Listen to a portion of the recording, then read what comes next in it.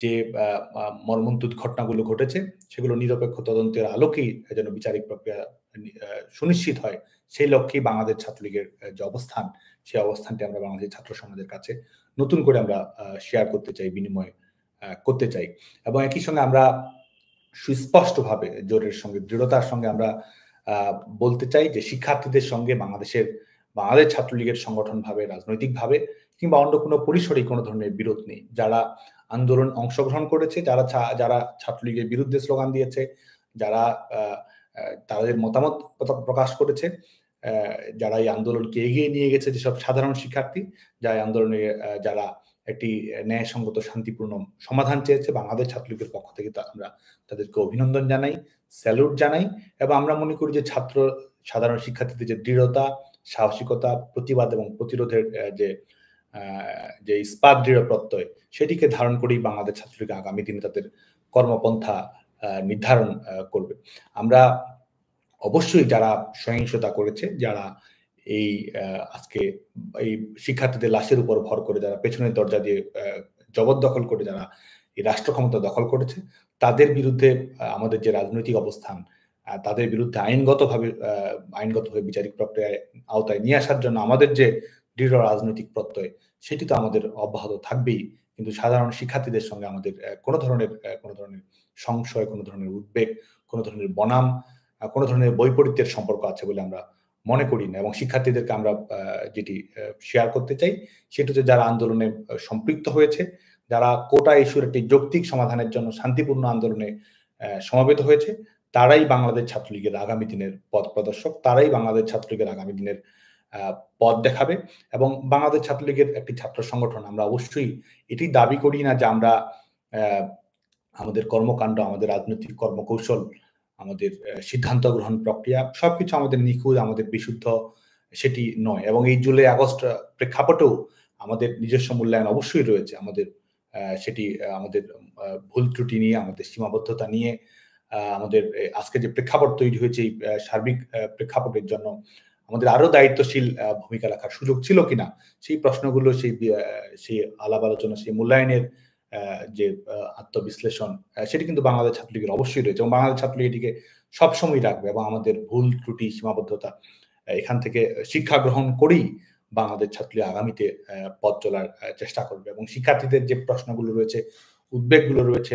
যে সংশয়গুলো তৈরি হয়েছে, সেগুলো আমলে নিয়েই বাংলাদেশ ছাত্রলীগ আগামী দিনে তাদের কর্মপন্থা নির্ধারণ করবে। এবং সেটির আলোকেই আমরা আবারও জোরের সঙ্গে যেটি বলতে চাই যে যারা বাংলাদেশের বিভিন্ন শিক্ষা প্রতিষ্ঠানে অধ্যয়নরত শিক্ষার্থী বন্ধু রয়েছেন, তারাই বাংলাদেশ ছাত্রলীগের সর্বোত্তম বন্ধু এবং তারা তাদের দেখানো পথ, তাদের স্পিরিট, তাদের দৃঢ়তা, মুক্তিযুদ্ধের প্রতি, জাতির পিতার প্রতি, শেখ হাসিনার লড়াকু দৃঢ়চেতা নেতৃত্বের প্রতি তাদের যে কমিটমেন্ট রয়েছে, সেটির আলোকেই আমরা আগামী দিনে আমাদের কর্মপন্থা নির্ধারণ করতে পারবো বলে আমরা দৃঢ়ভাবে বিশ্বাস করি। এবং শিক্ষার্থীরা যারা বাংলাদেশের বিভিন্ন শিক্ষা প্রতিষ্ঠানে আজকে এই অবরুদ্ধ কুক্ষিগত গণতন্ত্রের বাস্তবতাতে যারা এর মধ্যে যাদের একাডেমিক ক্যারিয়ারকে এগিয়ে নিতে হচ্ছে, তাদের উদ্দেশ্যে আমাদের এই কথাগুলো আমরা আবারও অত্যন্ত দৃঢ়তার সঙ্গে জোরালোভাবে আমরা আমাদের এই মতামতগুলো শিক্ষার্থীদের সঙ্গে বিনিময় করতে চাই। এবং তাদের যে রাজনৈতিক মত রয়েছে, তাদের যে স্বাধীন চেতা অবস্থান রয়েছে এবং প্রতিবাদ, প্রতিরোধ কিংবা নিজস্ব রাজনৈতিক কর্মকৌশল রয়েছে, তাদের প্রতি বাংলাদেশ ছাত্রলীগের সম্মান রয়েছে, শ্রদ্ধা রয়েছে, ভালোবাসা রয়েছে। এবং সেখান থেকেই আমরা মনে করি যে শিক্ষার্থীরাই ছাত্র রাজনীতির সবচেয়ে বড় শিক্ষক। সেখান থেকেই বাংলাদেশ ছাত্রলীগ আগামী দিনে তাদের কর্মপন্থা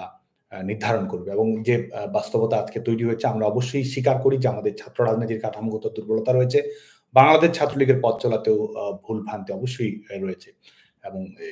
এবং সেই আলোকেই আগামী দিনে ছাত্র সংগঠন হিসেবে বাংলাদেশ ছাত্রলীগ যেন আরো দায়িত্বশীল, আরো আধুনিক, আরো স্টুডেন্ট সেন্ট্রিক, তরুণ প্রজন্মের প্রত্যাশার রূপায়ণ এবং কোনো ধরনের অনাকাঙ্ক্ষিত ঘটনা না ঘটে, সে ব্যাপারে যেন আরো দায়িত্বশীল ভূমিকা পালন করতে পারে, সে ব্যাপারে বাংলাদেশ ছাত্রলীগ অবশ্যই সজাগ থাকবে। আমাদের শিক্ষার্থীরা যেন নিরাপদে লেখাপড়া করতে পারে, নির্বিঘ্নে তাদের শিক্ষা জীবন সমাপ্ত করতে পারে, গণতান্ত্রিক মূল্যবোধে যেন উজ্জীবিত হতে পারে এবং যে ইস্যুকে কেন্দ্র করে যে সমতা, ন্যায় বিচারের জন্য আমাদের শিক্ষার্থীরা লড়াই করেছে, সেটি যেন বিজয়ী হয়, সে ব্যাপারে বাংলাদেশ ছাত্রলীগ আগামী দিনেও সচেতন থাকার চেষ্টা করবে। আরেকটি বিষয় সেটা হচ্ছে যে আমাদের এই একটি সরকারি চাকরির ইস্যু ভিত্তিক আন্দোলনকে কেন্দ্র করেই তো আজকে এই পরিস্থিতির সূচনা হলো। আজকে শিক্ষার্থীদের সঙ্গে আমরা এটিও শেয়ার করতে চাই যে বিশেষ করে ২০০৮ সালে দিন বদলের ম্যান্ডেটের মাধ্যমে শেখ হাসিনা সরকার এই বাংলাদেশের দায়িত্বে আসীন হওয়ার পরে বাংলাদেশে বিশেষ করে সরকারি চাকরির যে বাস্তবতা আমরা ছিল, এর আগে আমরা অসংখ্যবার বলেছি যে আমাদের বিশেষ করে পিএসসির অধীনে যে পরীক্ষাগুলো ছিল সেটি ছিল ফিফা বিশ্বকাপের মতো, কখনো ৪ বছর পর পর এই বিশেষ পরীক্ষাগুলো আসতো এবং সেটিও হয়তো নিয়মিত হতো না। বিভিন্ন ছাত্র সংগঠনের দলীয় ক্যাডারদের এই চাকরিগুলোতে সরাসরি নিয়োগ নিশ্চিত করা হতো। প্রশ্ন ফাঁস, আমাদের আবাসিক হলগুলোতে রীতিমতো এক্সাম সেন্টার হিসেবে ব্যবহার করা, এ ধরনের ঘটনাগুলো কিন্তু অহরহ ঘটেছে। বরং শেখ হাসিনা সরকারের দূরদর্শিতার কারণেই মেধাভিত্তিক, দক্ষতাভিত্তিক, যোগ্যতাভিত্তিক এবং স্বচ্ছতাভিত্তিক নিয়োগ প্রক্রিয়া তৈরি হয়েছিল এবং যেটির কারণেই কিন্তু সরকারি চাকরির প্রতি শিক্ষার্থীদের এক ধরনের আগ্রহ তৈরি হয়েছিল। নিয়মিত বিসিএস পরীক্ষাগুলো অনুষ্ঠিত হয়েছিল, পিএসসির আওতাধীনে নিয়মিত পরীক্ষাগুলো অনুষ্ঠিত হয়েছিল এবং দক্ষতা, যোগ্যতা, মেধাভিত্তিক ভর্তি প্রক্রিয়া কিন্তু নিশ্চিত করা সম্ভব হয়েছিল। একই সঙ্গে আপনারা জানেন যে আমাদের এই বেসরকারি খাতকে উন্মুক্ত করা সম্ভব হয়েছিল, যে কারণে এই বেসরকারি খাতেও আমাদের ছেলেমেয়েদের উদ্যোক্তা হওয়া, চাকরিতে অংশগ্রহণ করার সুযোগ, স্বনির্ভর হওয়ার সুযোগ কিন্তু সেটি সম্ভব হয়েছে। আজকে ৫ আগস্ট পরবর্তী বাস্তবতায় যদি আমরা দেখতে পাই যে বাংলাদেশে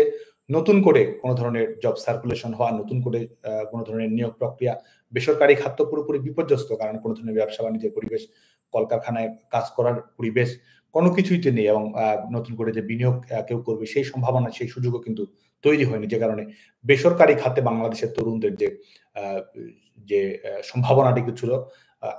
কর্মসংস্থানের যে নিশ্চয়তা ছিল, সেটিও কিন্তু ইতিমধ্যেই বন্ধ হয়ে গেছে এবং সরকারি চাকরি সেটি যে জব সার্কুলেশন নতুন করে তো আসছেই না। একই সঙ্গে আমাদের ছেলেমেয়েদের চাকরিতে অংশগ্রহণ করার সুযোগটি কিন্তু ইতিমধ্যেই সীমিত করে দেওয়া হয়েছে। একদিকে বয়স, সরকারি চাকরিতে প্রবেশের বয়স ৩২, বিপরীতে কতবার সরকারি চাকরিতে অংশগ্রহণ করতে পারবে, পরীক্ষায় অংশগ্রহণ করতে পারবে, সেটি কিন্তু বেঁধে ধরা হচ্ছে। তো আখের কিন্তু আমাদের সরকারি চাকরিতে পরীক্ষায় অংশগ্রহণ করার সুযোগটি ইতিমধ্যেই সীমিত করা হয়েছে এবং সরকারি চাকরির পরীক্ষা সর্বশেষ যে পিএসসির সিদ্ধান্ত গ্রহণ করা হয়েছে, বিশেষ করে যারা মৌখিক পরীক্ষায় এর আগে অংশগ্রহণ করেছে তাদের নতুন করে মৌখিক পরীক্ষা নেওয়া হবে, তৃতীয় পরীক্ষকের কাছে আবার নতুন করে পাঠানো হবে। এই ধরনের সিদ্ধান্তগুলো কিন্তু পিএসসির আওতাধীন যে চাকরির পরীক্ষাগুলো রয়েছে সেগুলোকে দীর্ঘায়িত করা এবং রাজনৈতিক বিবেচনা, একটি বিশ্ববিদ্যালয়ে অধ্যয়নরত অবস্থায় শিক্ষার্থীরা বিভিন্ন ধরনের সামাজিক, রাজনৈতিক, সাংস্কৃতিক কর্মকাণ্ডে অন্তর্ভুক্ত থাকে। শুধুমাত্র রাজনৈতিক মতের কারণে আজকে সকল ধরনের চাকরির পরীক্ষা উত্তীর্ণ হওয়া সত্ত্বেও, এমনকি প্রশিক্ষণ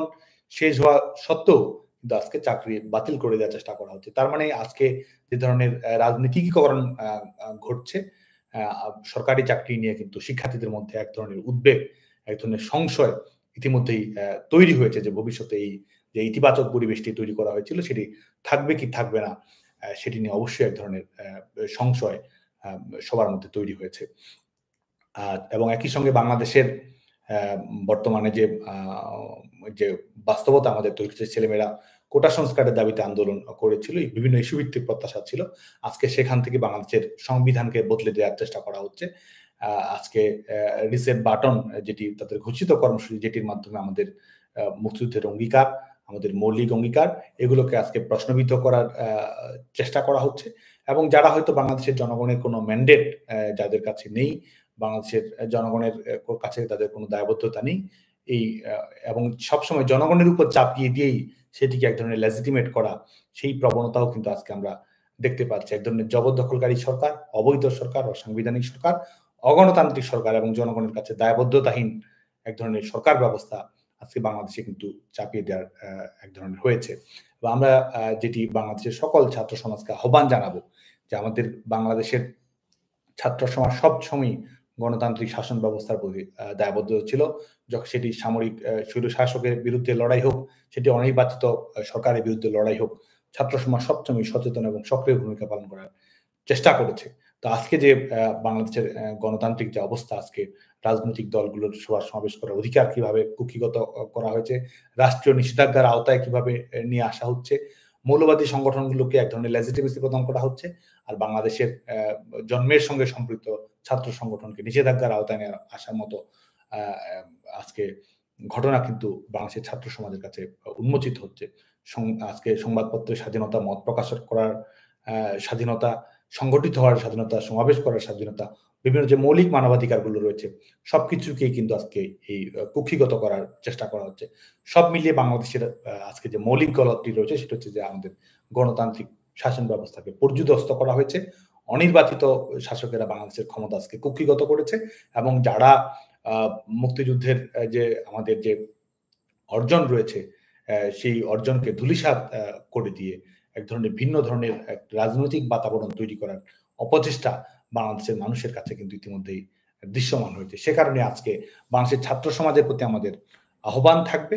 যে আমাদের এই গণতন্ত্রের দাবিতে, মুক্তিযুদ্ধের অঙ্গীকার প্রতিষ্ঠা করার দাবিতে জাতির পিতা বঙ্গবন্ধু শেখ মুজিবুর রহমানের স্বপ্নের সোনার বাংলা বিনির্মাণ যে সংগ্রাম আমাদের চলমান রয়েছে সেই সংগ্রামকে আরো ঐক্যবদ্ধ করার স্বার্থে বাংলাদেশের ছাত্র সমাজ যেন নতুন করে ঐক্যবদ্ধ হয়, তাদের মধ্যে যে প্রশ্নগুলো রয়েছে সেই প্রশ্নগুলো নিয়ে যদি তারা উন্মুক্তভাবে আলাপ আলোচনা করে এবং সেটির মাধ্যমে আগামী দিনে এই একটি গ্রহণযোগ্য সমাধানের পথ, যেই সমাধানের মাধ্যমে আমরা গণতান্ত্রিক শাসন ব্যবস্থা নিশ্চিত করতে পারবো, যেই সমাধানের মাধ্যমে আমরা মুক্তিযুদ্ধের অঙ্গীকার বাংলাদেশে আমরা বাস্তবায়ন